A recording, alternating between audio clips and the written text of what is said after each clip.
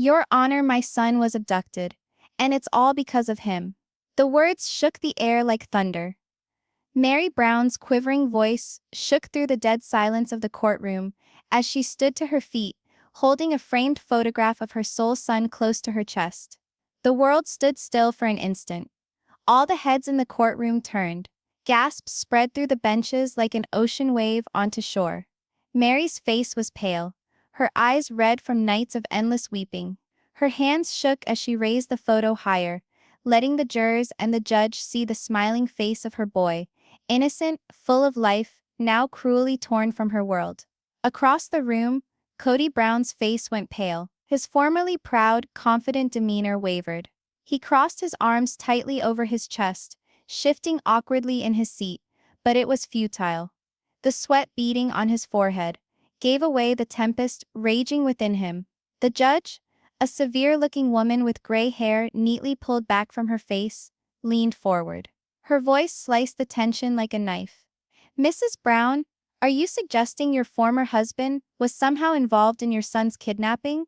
The courtroom held its breath collectively. You could hear the distant tick of the clock above the judge's head, each second drawing on forever.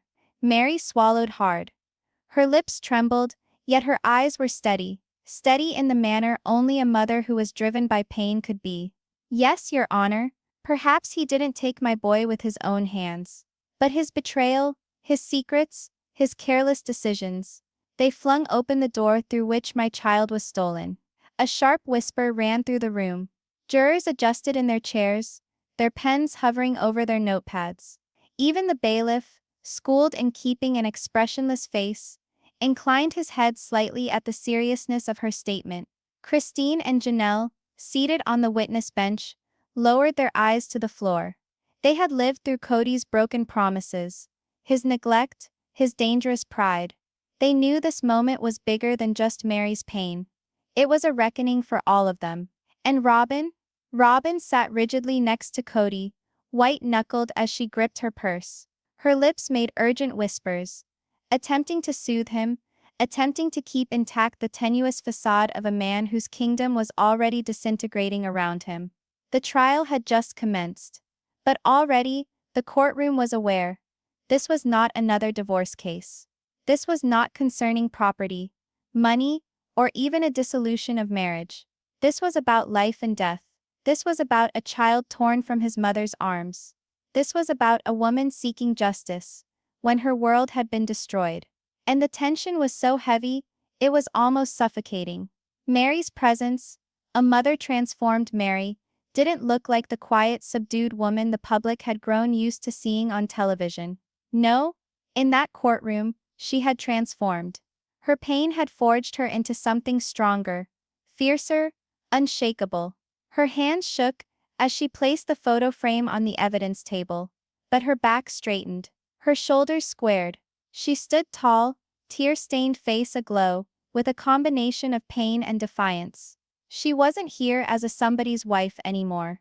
She wasn't here as Kody's discarded piece of his failing family. She was here as a mother. And there is no force on this earth stronger than a mother with nothing left to lose. Her attorney stood beside her, putting a light hand on her arm as if to balance her. But Meri did not need balancing. For the first time in years, her voice did not shake beneath Kody's shadow. She was no longer afraid of him. Kody's crumbling mask across the room. Kody Brown sat stiff, his jaw locked into a hard line. His golden curls, once the sign of his pride and charm, were unruly, almost beaten. His swagger was missing, replaced with something worse. Fear. He attempted to conceal it, with his arms draped over his chest like a shield. His changing stance, foot-tapping, darting eyes about the courtroom, all betrayed a man in a corner, vulnerable. For so long, Kody had been the self-styled leader, the patriarch who ruled over multiple wives and children. He had exercised power, favored some, and scorned their hurt as weakness. But in this courtroom, all that counted for nothing. His titles, his pride, his so-called leadership, all torn away. He was now nothing more than another man on trial, accused by the mother of the child who had disappeared due to his negligence. and nothing short of charm and explanation could protect him from the reality that was starting to emerge. The courtroom atmosphere. The atmosphere within the courtroom was charged, tingling with anger, sorrow, and expectation. The audience leaned forward in their seats, grasping the sides of their benches. Writers wrote desperately in their notebooks, their cameras at the ready for the next outburst of emotion. The jury, 12 everyday men and women, were already visibly shaken by the seriousness of what they were being told. Each sound was repeated, the groan of a chair, the throat clearing, the rustle of papers. Each look said something. Christine's painful sidestepping, Janelle's muted grief, Robyn's fidgety murmurs. And above all this, Meri's presence dominated. She was no longer invisible. She was no longer the neglected first wife. She was the focal point, the driving force, the beating heart of a saga that transcended all of them. The cry for justice. The judge pushed her glasses up the bridge of her nose and glared down at Meri. "Mrs. Brown, these are serious charges. Do you have evidence to back them up?" Meri's voice shook, but her resolve didn't falter. "Evidence?" She placed her hand over the framed picture. "This is my evidence. A boy who should be home. A boy who should be laughing, learning, growing. But instead, he's gone. Because the man who promised to protect his family was too blinded by his own greed and lies to see the danger right in front of him." The courtroom went silent. The weight of her words pressed down on every soul present. Meri's chest rose and fell with heavy breaths. Tears streamed freely down her cheeks, but she didn't wipe them away. They weren't a sign of weakness. They were proof of her strength, proof that she could speak her truth, no matter how much it hurt. "This," she breathed, her trembling hand striking the photo frame, "isn't my suffering alone. This is justice knocking. And I will not let it stop until my son is safe." Her words hung, dense, haunting, indelible. The moment that changed everything. In that instant, the trial changed. It was no longer just a courtroom battle. It had become something much larger. A story of betrayal, loss, and the relentless power of a mother's love. Christine finally lifted her gaze, her eyes glistening with tears. Janelle nodded softly, her face etched with sorrow. Even some members of the jury wiped their eyes, moved by the rawness of Meri's pain. And Robyn appeared frightened. Her whispers became more urgent as she huddled closer to Kody, but he heard her not. He was intent on Meri, the woman he used to belittle, now towering above him in all the ways that counted. For the first time in years, Kody Brown was powerless. And the courtroom was aware of it. The trial had just commenced, but the verdict in the minds of all was already certain. Meri was not only battling for her child, she was battling for truth. She was battling to reveal all the lies, all the betrayals, all the selfish deeds that had brought them to this point. And nothing, not Kody's arrogance, not Robyn's whispers, not even the cold weight of the law, could silence her cry for justice. The world had finally stopped to listen. The room was still vibrating from Meri's cry when her attorney slowly rose. His suit was crisp, his presence calm but commanding. He turned toward the jury, his voice sharp and deliberate. "Let the record reflect," he started, "that Mrs. Brown's son vanished 6 months ago, under circumstances of suspicion. And we will demonstrate to this court that Mr. Kody Brown's deceitfulness, financial activities, and cavalier disregard for his family brought about the danger that directly resulted in this tragedy." The words strike a hammer blow. The jurors wrote with furious intensity, the pens scratching harshly in the otherwise hushed atmosphere. Then suddenly, like a storm, Kody blew up. He banged his fist on the wooden table, the crack ringing out through the courtroom. "This is outrageous," he shouted, his voice growing loud. His face was flushed with anger, his eyes crazed. "I'm no kidnapper. I knew nothing about this. She's just resentful because she couldn't hold this family together." Meri flinched, her tears reappearing, but only for a moment. Her body trembled, but her spirit did not. She stood up from her chair, her finger pointing straight at him, her voice cutting through the air like a knife. "Don't you ever, Kody. Don't you turn this, don't you pin this on me." Her voice shook, but each syllable was laced with truth. "I pleaded with you to protect us. I pleaded with you to listen to those threats. I warned you that strangers were closing in on us, that unknown men were eyeing my child, but you never listened to me. You were too caught up in creating your pretentious kingdom, too busy pursuing Robyn's ambitions, too busy seeking glory and prestige. While my son, she wept, her hand clutched to her chest. While my son was left defenseless, the courtroom gasped. Jurors looked at one another, eyes agog. The world had known Meri as meek, nearly submissive, eclipsed by her husband and the other wives. But here was this raw, unvarnished Meri, shouting the truth to the man who'd once shut her up. The judge brought up her gavel. Order in the court, Mrs. Brown, control yourself. But it was too late. The impact of her words had already hit like a lightning bolt. Christine takes the stand. The bailiff called the first witness, Christine Brown. Christine slowly got to her feet, her face white but her stance firm. She marched to the stand, took her oath, and sat down. Her hands writhed in her lap, but when she spoke, her voice was firm, weighted with emotion. I walked away from Kody, for this very reason, she started gently. Because he didn't shield us anymore. Because he wasn't listening anymore. Everything was power, control, how things appeared to the public. He wanted to be adored, not believed. And when we spoke up about threats to our children, he dismissed them. He felt power was more important than people. And now Meri's son has been punished. Meri covered her mouth, crying quietly. Christine's eyes were shining, but she refused to glance away. Kody snarled, Christine, you always disliked me after you left. Don't act as though this is for anyone's protection. You're jealous. Christine spun,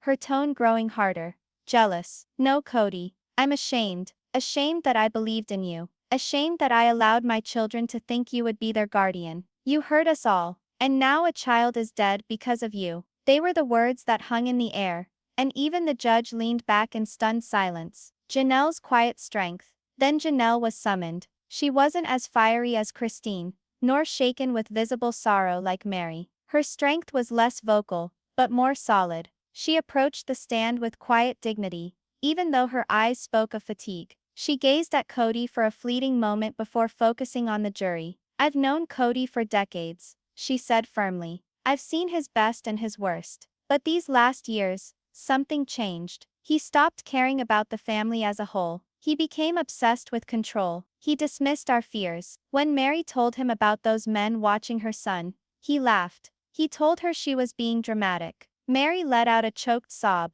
her attorney gently squeezing her hand. Janelle went on. I was looking at him, and I thought, this man is not the same that I married. He risked us all, and now the unthinkable has occurred. Her voice broke on the last words, but she stiffened her back, vowing not to let Kody see her stumble. Kody shoved forward, his eyes burning. You're exaggerating. You're all exaggerating. This is a witch hunt. The judge slammed the gavel. Mr. Brown, compose yourself. But it was too late. The testimony from each wife was another nail in the coffin of Kody's credibility. Meri's heartbreak exposed. The attorney came back to Meri, his tone even but biting. Mrs. Brown, in your own words, please tell me what occurred on the evening your son went missing. Meri's body shook as she clutched the microphone. The courtroom listened, each spirit desperate to know what she had to say. That night, she whispered, he was supposed to come home at 7. He never returned. I called him, no response. I drove around. I called the police. They said his backpack was discovered beside a park hours later. But not him. Her voice cracked, her body slumping forward. Christine leaned forward, putting her hand on her arm from the witness stand. I called Kody that night. Meri went on, her voice increasing. Do you know what he said? He said, you're overreacting. He probably ran off to blow off steam. Her voice cracked. My boy didn't run off. He was stolen. And the man who should have protected him laughed. The jury appeared stunned. Some shook their heads, blinking rapidly in an effort to fight the tears. The courtroom divided. By this point, the courtroom seemed divided into two parts. On one side were Meri, Christine and Janelle, three women bound together by pain, betrayal and truth. On the other side were Kody and Robyn, defensive, cornered, holding on by their fingernails to what little control they still had. Robyn leaned close to Kody, whispering furiously, stop yelling, you're making this worse. But Kody shoved her hand away. his face twisted in rage. They're lying. All of them. The spectators buzzed, whispers filling the air. Some nodded at Meri with sympathy, while others glared at Kody with disgust. The judge raised her gavel again. Enough. This courtroom will remain in order. If Mr. Brown cannot restrain himself, he will be removed. For once Kody said nothing. His chest expanded and contracted with deep breaths, but the flame in his eyes smoldered. The tension builds. The attorney proceeded to the center of the room. Your Honor, the image is clear. A child does not just disappear. And even if Mr. Brown did not take him physically, his actions, his arrogant pride, his financial dealings, his ignoring the threats, set the stage for this tragedy. He addressed the jury, his voice firm. This isn't about a failed marriage. This is about a failed promise. The promise of a father to shield his child. And that promise was destroyed. Meri hid her face in her hands, her sobs muffled but elemental. The courtroom for an instant fell silent, save for her wails. And in that silence, the truth sounded louder than any argument. This was not merely betrayal between husband and wife. This was betrayal that had taken a child, betrayal that had destroyed a family for life. The bailiff's voice boomed out. Robyn Brown, please take the stand. The room shifted with expectation. Everyone sat forward, eyes locked on the woman who had been both Kody's protection and his biggest vulnerability. Robyn rose to her feet, her heels striking against the high-gloss courtroom floor. She held her purse so close to her body, it was like she thought it could shield her from the force of reality. Her lips shook, her face pale, as she swore the oath. She sat on the witness stand, but refused to meet the eye of Meri. Her eyes strayed instead to Kody's face, seeking reassurance, but Kody's eyes were hard and commanding, his jaw set, silently challenging her not to lie. The attorney walked up, slow and measured. Mrs. Brown, he started, you lived with Miss Kody Brown during the period that preceded the disappearance of Meri's son, right? Robyn swallowed hard. Yes, and during this period. The attorney continued to probe.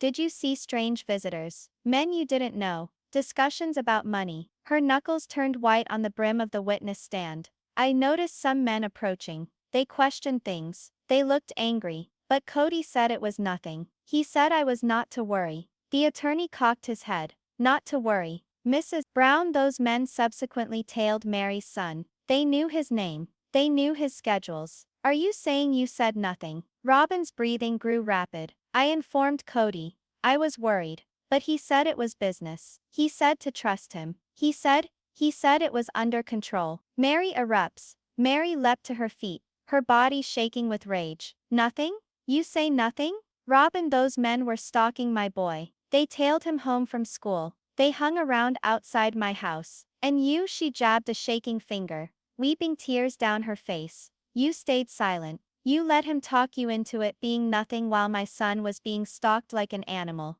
Gasps filled the room. Robyn winced, her body shrinking inward. The judge banged her gavel. Mrs. Brown, sit down. You are out of order. But Meri's words had already hit. Her stark pain sliced through the courtroom like a knife, leaving all of them reeling. Jurors traded terrified glances, their pens scribbling wildly. Even the audience murmured loudly, the sound of voices rising until the judge ordered silence once more. Robyn's eyes welled up with tears. She gazed down at her lap, refusing to look at Meri. I didn't know they'd do this. I didn't know, she whispered. Meri slumped back in her chair, her hands over her face. Christine inched closer, an arm around Meri's shoulders as she quietly wept. Robyn breaks. The attorney approached the stand, his voice more pointed now. Mrs. Brown, let me remind you, you are sworn. Did you or did you not know Kody was involved in risky financial arrangements with these men?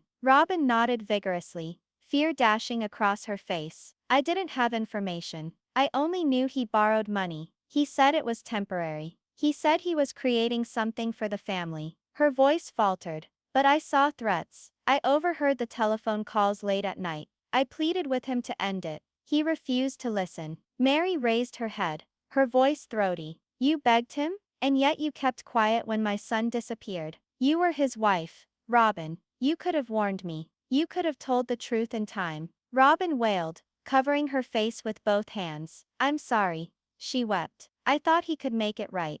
I thought it wouldn't get this far." The courtroom buzzed with murmurs, sympathy mixed with outrage. Some spectators shook their heads, disgusted, while others whispered that maybe Robyn herself was just another victim of Kody's manipulation. But Meri's broken cry silenced the debate. "My son isn't here because of your silence." Kody loses control. Kody jumped suddenly out of his chair, his voice thundering. "Stop it. Stop bullying her. You're all distorting this." He gestured toward Meri, his face flushed with rage. "This is what you always do. Play the victim. You blame me for everything, because you couldn't keep this family together." The judge slammed her gavel angrily. "Mr. Brown, calm down or I will have you removed from this courtroom." But Kody was not hearing. His voice grew louder, desperation leaking into his haughtiness. "I didn't take him. I didn't hurt him. I was building something for all of us. You think you can blame this on me because you want someone to blame. But I'm not the bad guy here." The jury gazed, agog. His rant was raw, unbridled, and dangerous. The restrained, rational facade he had attempted to wear was shattered. Christine's voice pierced the pandemonium, crisp and unshakable. "You are the bad guy, Kody. Because when we cried for help, you turned your back on us. When we cried out for protection, you laughed at us. You let pride cloud your eyes. And now a child is missing. That is the truth, no matter if you want to hear it or not." Kody froze, his chest rising and falling. For a second the courtroom was silent once more, the memories of Christine's words hanging in the air. The courtroom erupts. The tension reached a boiling point. Reporters wrote frantically. Cameras snapped, and onlookers grumbled, trying to hold back their feelings. The judge again called for calm, but it was plain to see, the trial was no longer merely about evidence or testimony. It was about laying bare the corruption that had been growing inside the Brown family for years. Robyn cried unabashed on the witness stand. Meri shook in her chair.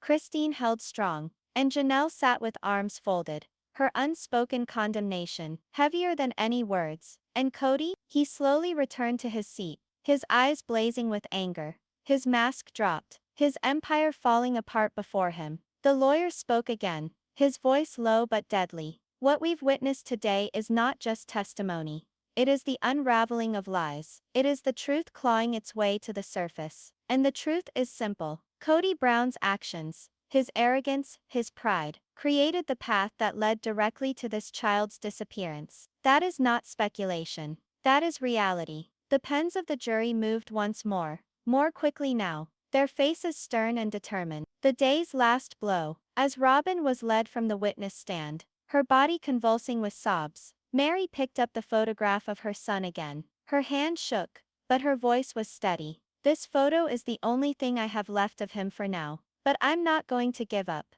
Not today, tomorrow, ever. My son has a right to justice. And no amount of Kody screaming or Robyn crying will hide the truth anymore." The courtroom was quiet. Even the judge, who was normally stern and upright, let out a deep sigh before ordering recess. With the gavel's bang, one was certain. The fireworks had exploded. The deceptions had burst open.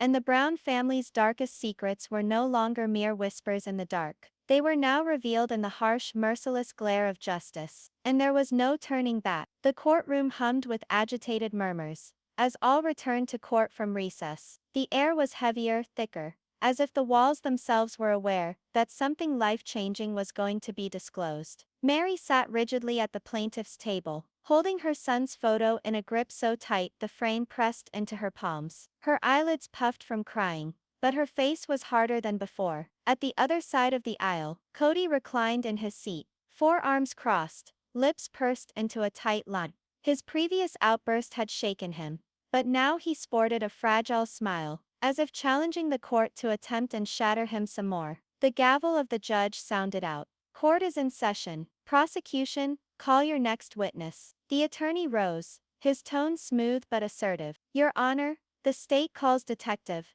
Alan Mercer, private investigator on this case." Everyone's gaze followed as a tall, late 50-ish man advanced. Neatly combed, gray hair, crisp suit, and piercing blue eyes scanning the room like a hawk over prey. His presence was so heavy it immediately shut off the whispers. He swore in and sat down, leaving a thick binder and small USB drive on the witness stand. The evidence nobody expected. The attorney started off straightforward.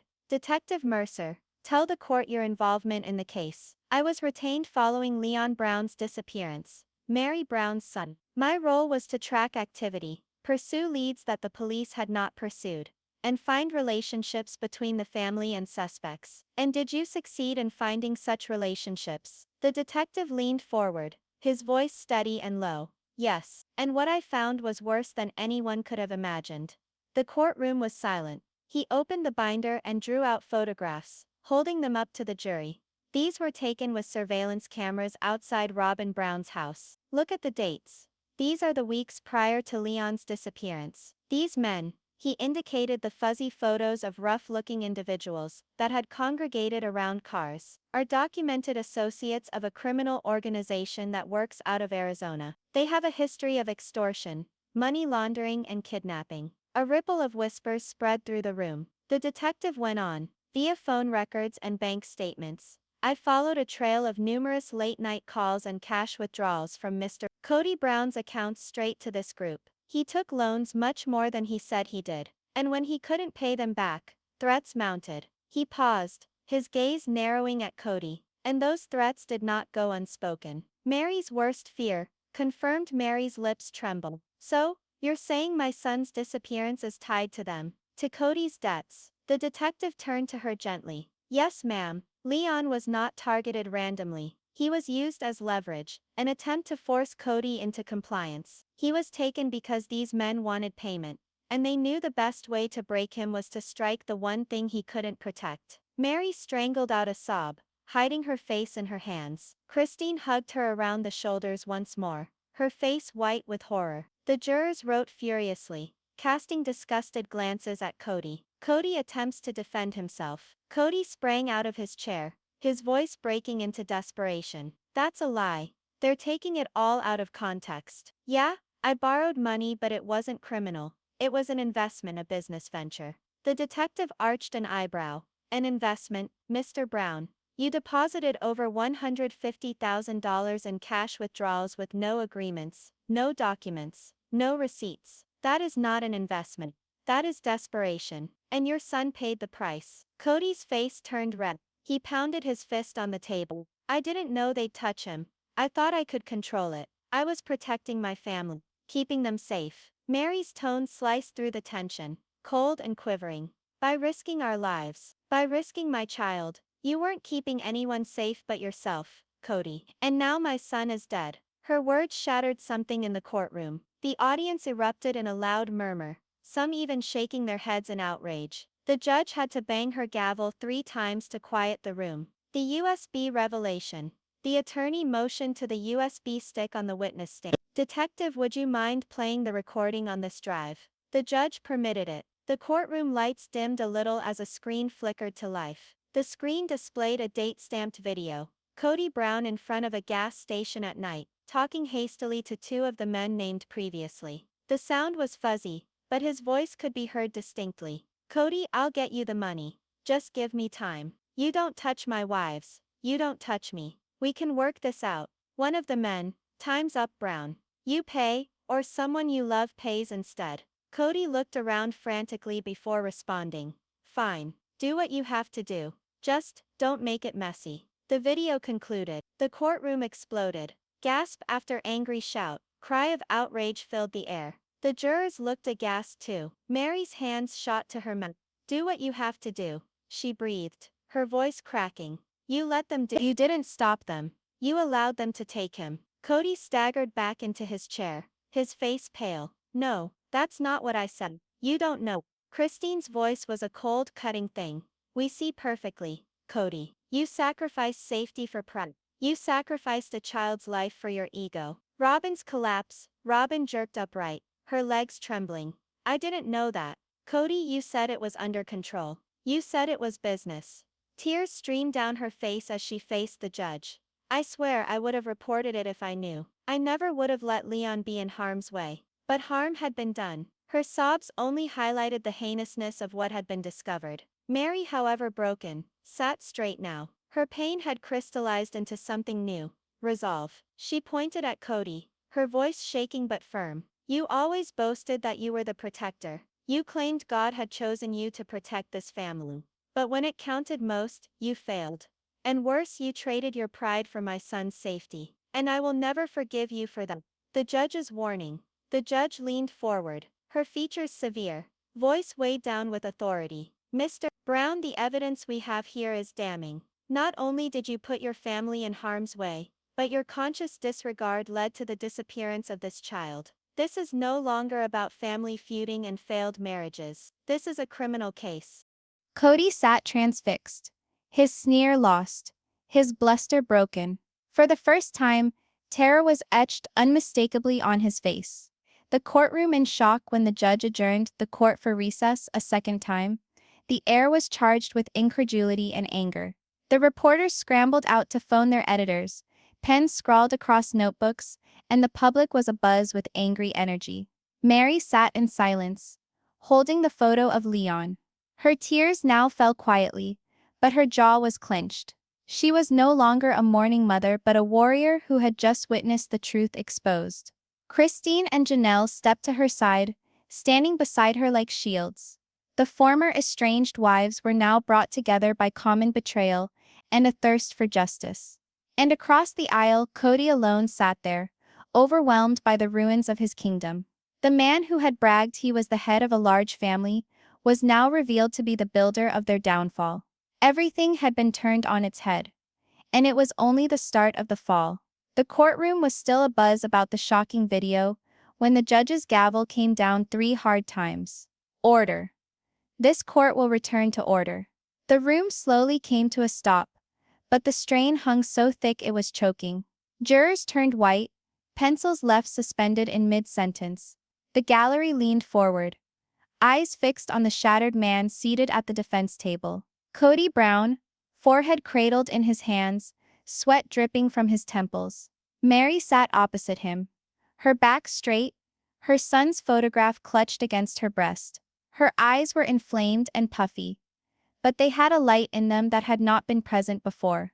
The light of a mother who had endured her worst nightmare and would not be defeated by it. The judge's grave words. The judge leaned forward, her tone weighed with solemnity. This court has examined the evidence, the testimony, and the appalling video submitted.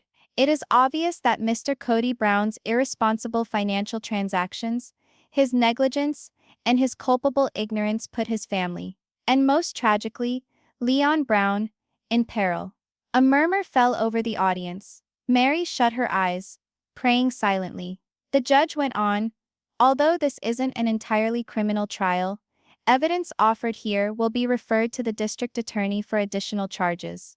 But in the context of this civil proceeding, this court finds Kody Brown negligent per se, leading directly to the kidnapping of Leon Brown. The words came like thunder.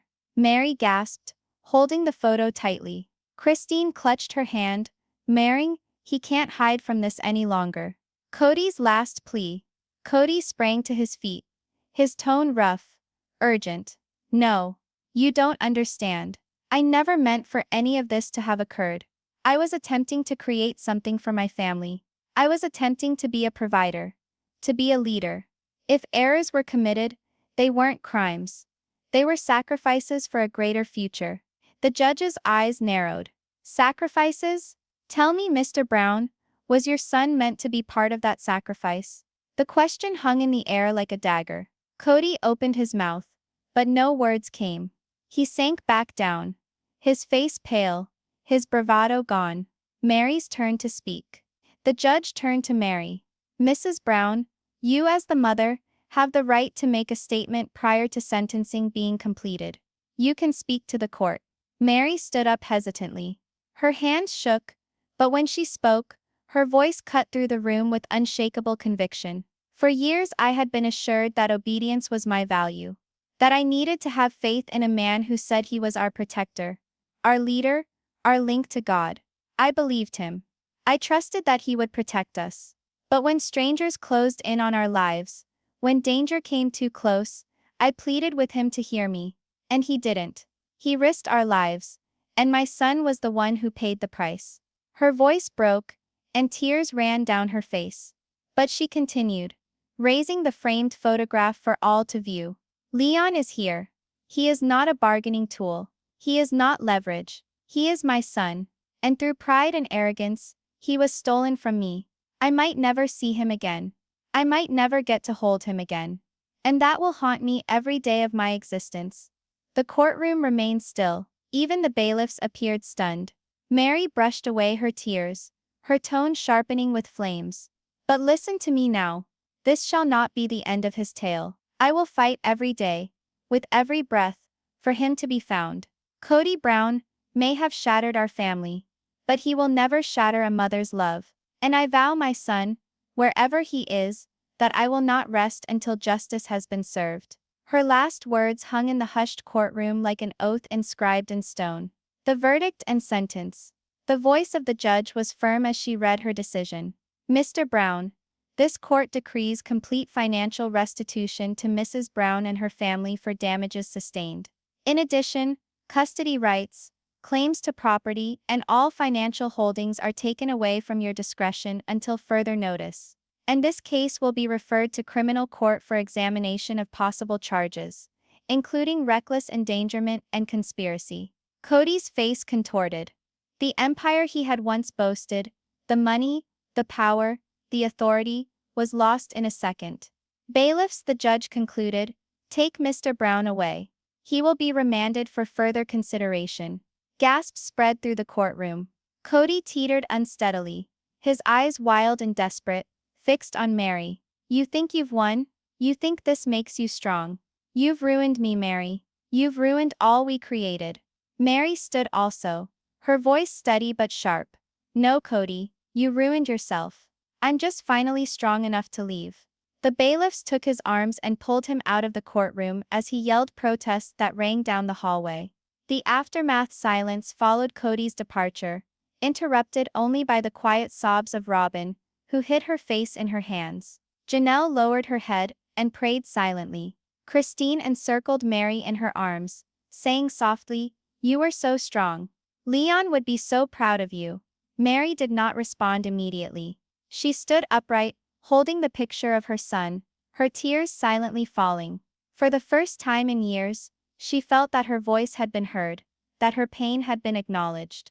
The court was adjourned by the judge, and quietly people started moving out, murmuring about the dramatic fall of the powerful family. But Meri stayed. She strode over to the witness stand, tracing her fingers across the chill wood. She spoke softly. "I did this for you, Leon. I'll keep fighting. I'll never give up." The closing image stepping out of the courtroom. Christine and Janelle beside her like sisters in arms. The reporters gathered outside bolted forward, microphones held out. Cameras blazed. "Meri, what do you think about the verdict today?" one yelled. "Do you believe Leon will ever be discovered?" another asked. Meri halted, holding the picture frame aloft for everyone to view. Her voice was firm, clear, and unyielding. "I am a mother who has lost everything, but will never give up. My son will not be forgotten. His story will not go unheard. And if this battle takes the rest of my life, then so be it, because I am his mother, and that means I will never quit." Cameras snapped wildly, recording the unbridled strength in her face, the mascara-streaked resolve set in her features. For a moment, Meri was not the shattered first wife of a failed polygamist anymore. She was a warrior, a survivor, a mother whose love had turned unbreakable. And as the courthouse doors shut behind her, the world finally got it. This wasn't a trial. This was the birth of Meri Brown.